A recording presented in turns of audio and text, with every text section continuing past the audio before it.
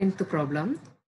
On 1st January 2004, David drew a 3 months bill on Dilip for rupees 1000 in full settlement of account. After securing Dilip's acceptance, David discounts the bill for rupees 985. 15 rupees is discount. On the due date, the bill is dishonored. Dilip pays 400 to David and requests him to draw a new bill for 2 months. For the balance plus interest rupees 20. David complies with the request. On 1st June 2004,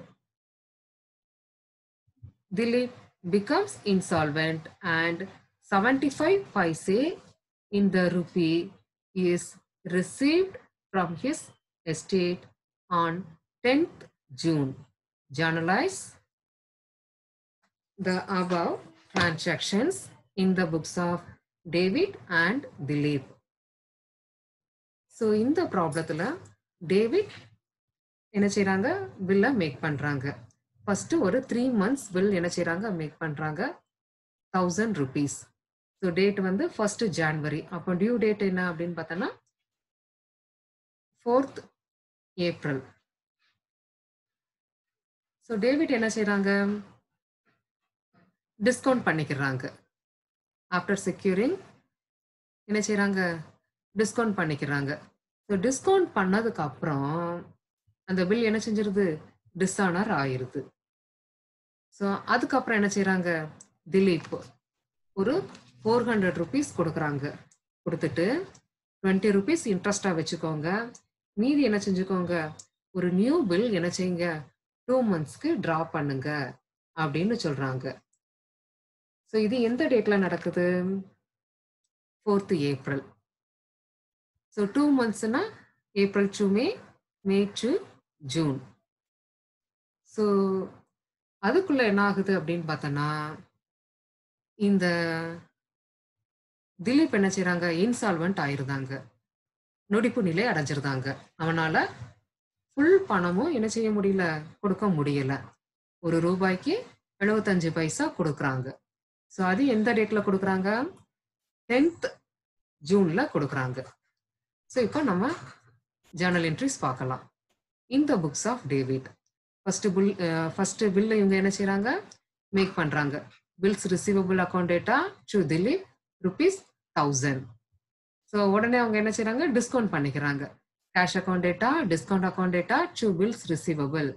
so இதில் வந்து discount amount 985 அப்படின்னு கொடுத்ததுனால 15 rupees நம்ம எதாவது நினச்சிக்கிறோம் discount. So நமக்கு maturity date. So maturity date என்ன அப்படின்னு பார்த்தோன்னா 4th April. 4th Aprilல பில் என்ன செஞ்சிருது டிஸ்ஆனர் ஆயிருது. So Dilip account data to bank being the bill is dishonoured. அதே 4th திலீப் என்ன செய்கிறாங்க ஒரு பார்ட் பேமெண்ட் கொடுக்குறாங்க. ஸோ எவ்வளோ amount 400 rupees. So cash account data to Dilip part payment 400 receive பண்ணிக்கிறாங்க. அடுத்தது என்ன செய்கிறாங்க ஒரு 20 rupees நான் இன்ட்ரெஸ்ட் கொடுக்குறேன் அப்படின்னு சொல்கிறாங்க. So Dilip account data to interest ₹20. So இப்போ நியூ பில் அவங்க என்ன செய்கிறாங்க ட்ரா பண்ணுறாங்க. Bills receivable account data to Dilip 620. So 1000ல் ₹400 ரிசீவ் பண்ணியாச்சு. Unreceivable amount is 600 + 20. So 620. So இந்த சிச்சுவேஷனில் அந்த பில் என்ன செஞ்சிருது டிஸ்ஆனர் ஆயிருது. எப்போ 1st June. So Dilip account data to bills receivable being the bill is dishonoured 620. So 10th June அவங்க எவ்வளோ கொடுக்குறாங்க 75 paise per rupee.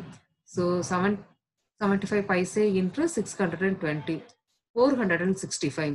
Cash account data, bad debts account data to Dilip.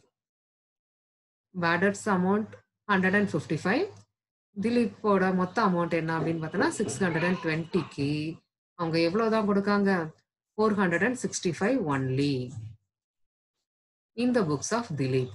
இப்போ திலீப்போட புக்ல நம்ம பார்க்க போறோம். ஃபர்ஸ்ட் பில் அக்செப்ட் பண்றாங்க.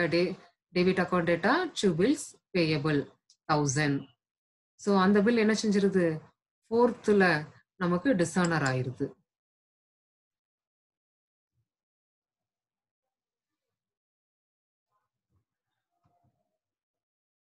நிமிஷம். ஸோ டிஸானர் ஆகும்போது bills payable account data to David. Next என்ன அப்படின்னு பார்த்தோன்னா பார்ட் பேமெண்ட் கொடுக்குறாங்க. David account data to cash 400. Interest pay பண்ணுறேன் அப்படின்ட்டு சொல்கிறாங்க. So interest account data to David. So new bill accept பண்ணிக்கிறாங்க. David account data to bills payable. So அந்த new bill என்ன செஞ்சிருது அப்படின்னு பார்த்தோன்னா நமக்கு டிஸானர் ஆகுது. ஸோ எப்போ டிஸானர் ஆகுது 1st June. So bills payable account data to David 620. So 10th Juneல அவங்க என்ன செய்யறாங்க paid only 465. So David account data to cash to deficiency account. So டெஃபிஷியன்சினா பற்றாக்குறை. அவனால எவ்வளோ கொடுக்க முடியல 155 கொடுக்க முடியல. ஸோ கொடுக்குற அமௌண்ட் எவ்வளவு 465 ஒன்லி. ஸோ இந்த ப்ராப்ளம் ரொம்ப இம்பார்ட்டன்ட் ப்ராப்ளம். இந்த ஒரு ப்ராப்ளம் பார்த்துட்டேன்னா உங்களுக்கு எல்லாமே அண்டர்ஸ்டாண்ட் ஆயிரும்.